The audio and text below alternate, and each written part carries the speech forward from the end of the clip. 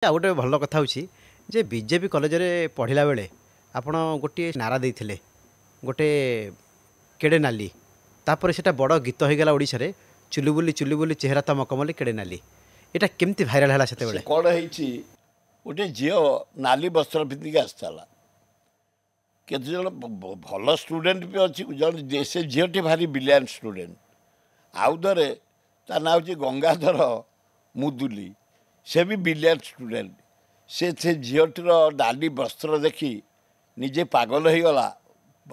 Brilliant student ମାନେ best ଟେନ୍ଥରେ ସେ pass କରିଥିଲା, ଯେଉଁ ଗଙ୍ଗାଧର କଥା କହୁଛି। ସେ ତାକୁ ଏତେ ଭଲ ପାଇଗଲା, ଭୋଳ ହେଇଗଲା ଯେ ତାକୁ ଦେଖିକିରି ଖାଲି କାନ୍ଦିଲା।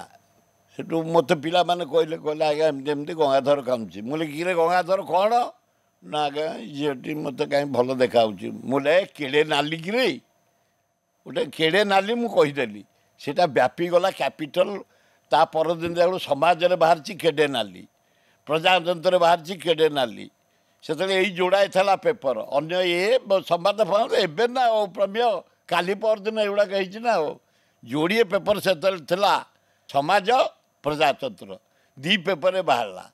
ସେ ଗୋଟେ ଚାରିଆଡ଼େ ଗୋଟେ ହଲା ହେଇଗଲା। ସେମିତି କିଛି ଘଟଣା ନଥିଲା। ଏବଂ ସେ ପୁଅକୁ ଝିଅକୁ ମୁଁ ମିଟ୍ କରେଇଲି। ମୁଁ ଦେଖେ ତୁ ମଧୁର କଥାବାର୍ତ୍ତା ହେବୁ, ତୁ ବ୍ରିଲିଆଣ୍ଟ ଷ୍ଟୁଡେଣ୍ଟ, ସେ ବ୍ରିଲିଆଣ୍ଟ ଷ୍ଟୁଡେଣ୍ଟ, ମୁଁ ଭାବୁଛି ଥାର୍ଡ଼ ଗ୍ରେଡ୍ ଷ୍ଟୁଡେଣ୍ଟ। ଆମେ ସ୍ପୋର୍ଟସ୍ ଅନ୍ୟ ଆକ୍ଟିଭିଟିଜ୍ ଆମର ନମ୍ବର 1, କିନ୍ତୁ ପାଠ ପଢ଼ାରେ ମୁଁ ଟିକେ